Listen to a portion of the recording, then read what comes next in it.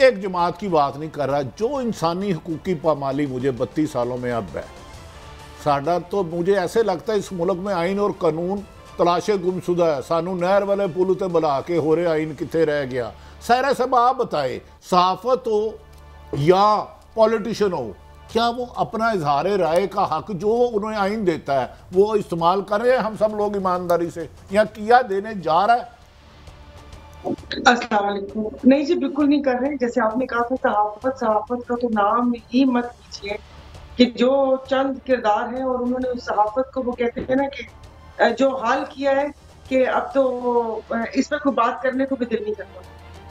और बाकी ये जो हालात जिस नहज पे पहुंचे हैं भट्टी साहब, इसमें सबका ही किरदार है, सभी का हाथ है।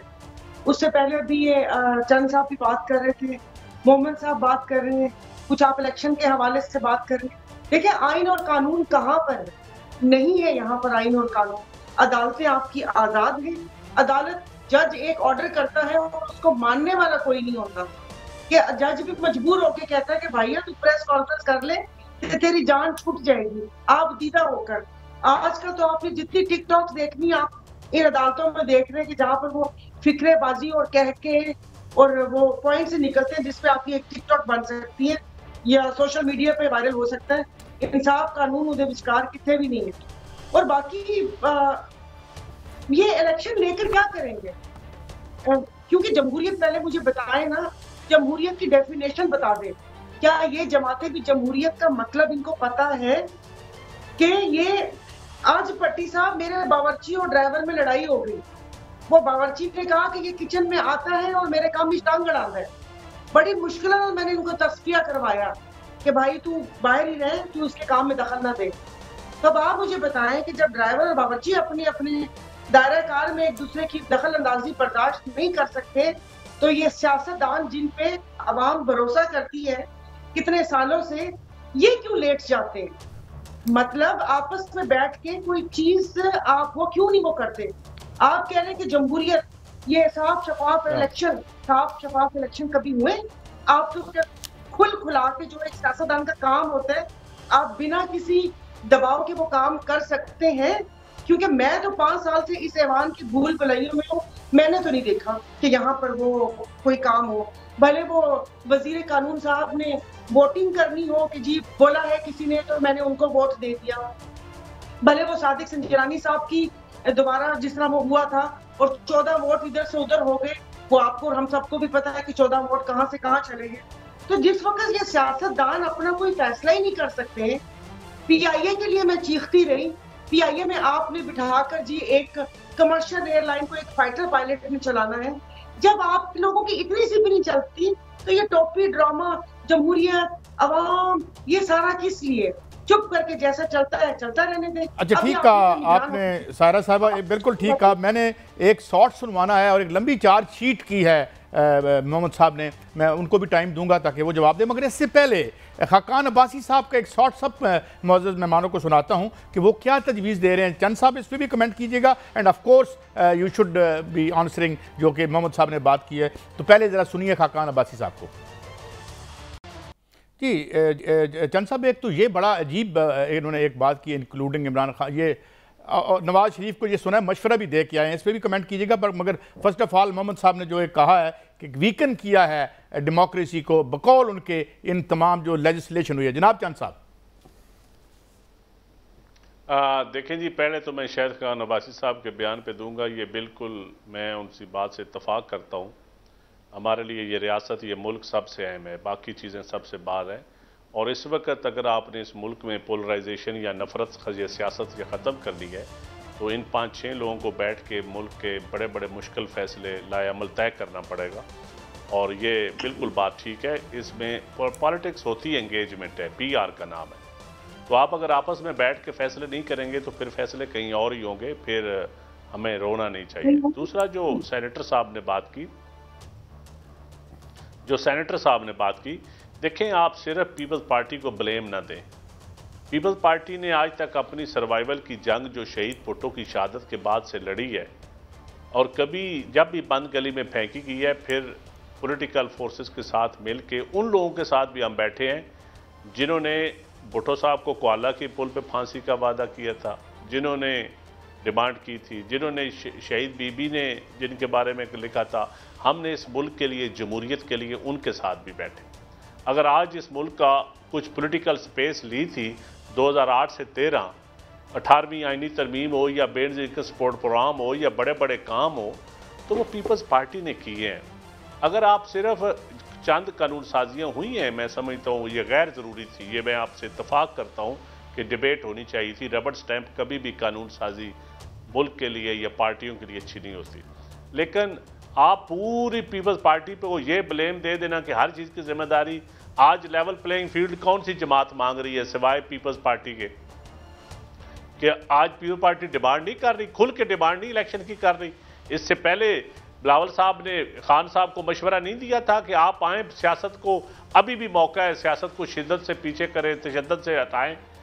क्या ज़रूरत थी तशद्दुद की?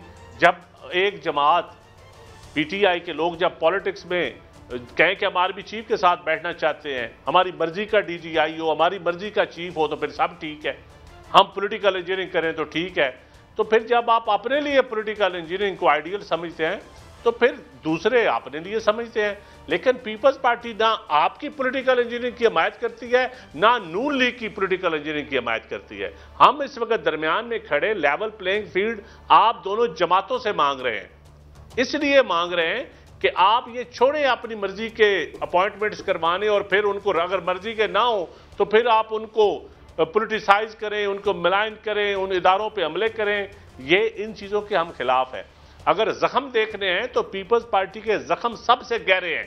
शहीद भुट्टो से लेकर मुर्तजा भुट्टो, शाहनवाज भुट्टो, बेनजीर भुट्टो, लाखों कारकुन कोड़े और शहादतें जेलें, इसके बावजूद सिस्टम को आगे चलाया। इसके बावजूद democracy is the best revenge का ना मियाँ साहब की तरह आप कहा। हमने तो पाशा हो, इत्तेशाम ज़मीर हो या फैज़ हो, सबको बुलाया मुल्क के लिए। ये नहीं है कि हमारे दुख नहीं है, हमारे जख्म नहीं है, लेकिन हम समझते हैं कि इस मुल्क को अगर आपने आगे लेकर चलना है तो इस लड़ाई से बचना पड़ेगा। जो इसाक डार साहब ने कहा ना कमीशन की बात, तो शहीद बीबी तो अपने चार्टर ऑफ डेमोक्रेसी में ट्रुथ एंड रिकंसिलिएशन कमीशन की बात करके गई है। अब उस पर हम अमल ना करें तो इसमें हमारा कसूर है। तो हमने तो जजेस की अपॉइंटमेंट या निज़ाम अदल को ठीक करने की बात की है, लिख के की है।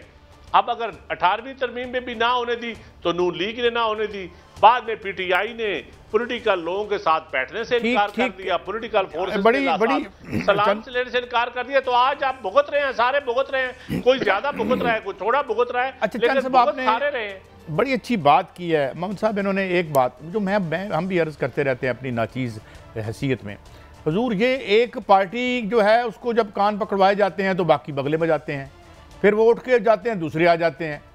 तो why not to sit together, जिस तरह ये बात कर रहे हैं कि जनाब ठीक है बड़े प्रॉब्लम्स हैं, करप्शन है बेशुमार, तो ये एक कोई कंसेंसस हमें पॉलिटिकल एलीट जो सिविलियन एलीट है उसमें कोई नहीं नज़र आता कि जी हम, बल्कि हम खुश होते हैं कि यार इन कोर्ट पे तो बड़ा अच्छा हो रहा है, तो फिर अगली दफ़ा हमारी बारी आ जाती है। मोहम्मद साहब देखिए, आप बिल्कुल सही कह रहे हैं और मैं थोड़ा सा करेक्ट कर लेता हूँ। शायद मैं जिस लिहाज से कहना चाह रहा था वो उस लिहाज से मैं सही तरीके से कह नहीं सका। मैंने इनकी पाकिस्तान पीपल्स पार्टी को इसलिए ब्लेम या उनके ऊपर जिम्मेदारी ज़्यादा डाली है कि वो सबसे ज़्यादा मैच्योर और हमेशा पॉलिटिक्स और प्लस 1973 का आइन उनकी पॉलिटिकल पार्टी ने किया, और फिर बीबी की एक बहुत बड़ी जद्दोजहद थी, एक पॉलिटिकल स्ट्रगल थी। मैं पाकिस्तान मुस्लिम लीग नून से या मौलाना फजलुर रहमान की पार्टी से ये कभी एक्सपेक्ट कर ही नहीं सकता, और उनसे गिला भी नहीं है, क्योंकि ना तो वो पॉलिटिकली कोई बहुत बड़े वो है, और पाकिस्तान मुस्लिम लीग नून का तो पूरा, जब वो चाहे वो 1985 में हो नॉन पार्टी बेसिस पे आए थे, उसके बाद 1990 में फंडिंग लेकर आए थे, 1996 में अगेन उसी तरीके से आए थे, 2013 में फिर ये मैन्यूवरिंग करके आए थे। तो आज तक उनका तो थ्रू प्रॉपर चैनल तो वो कभी आए नहीं है, तो इसलिए उनसे गिला नहीं बनता। गिला उनसे बनता है जिनको आप समझते हैं कि उनका कद काठ इतना बड़ा है कि वो ये चीज़ कर सकते हैं, उसके बावजूद अगर ना करे तो फिर गिला बनता है। ठीक है, वो उस लिहाज से करा। तो अब बात आ जाती है फ्यूचर। देखिए, इस मुल्क का फ्यूचर सिर्फ और सिर्फ पॉलिटिकल है। और उसकी वजह क्या है?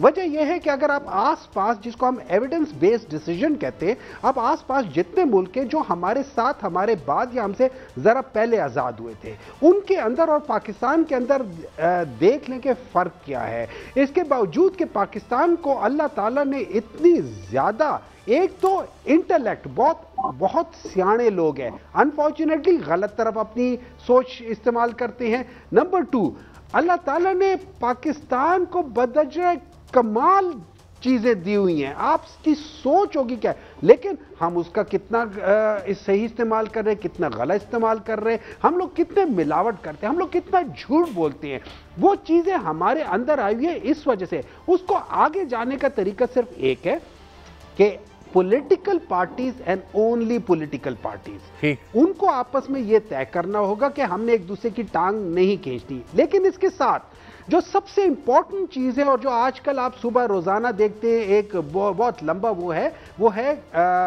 Supreme court. अब उसमें वो कहते हैं प्रोसीजर, और वो जो क्या कहते हैं उनका जो चल रहा है, देखिए सिंपल सी बात है, उस एक्ट के अंदर या उस के अंदर दो चीजें हैं। एक, उन्होंने खुद ठीक करना है, वो खुद आज बैठे हुए हैं, 15-16 बंदे बैठे हुए हैं, वो आज कहते कि यार आज के बाद ये हम लोग नया 1980 का जो रूल्स है वो चेंज करके ये कर ले। दूसरी चीज आ जाती है 184, जो आर्टिकल 184 के लिहाज से आप वो करते हैं, डू इट बाय 2/3 मेजॉरिटी, बात खत्म हो जाती है। और हमारे, जब तक हमारा अदल और इंसाफ नहीं होगा, आप कुछ नहीं कर सकते। अदल और इंसाफ के बगैर पाकिस्तान चल ही नहीं सकता।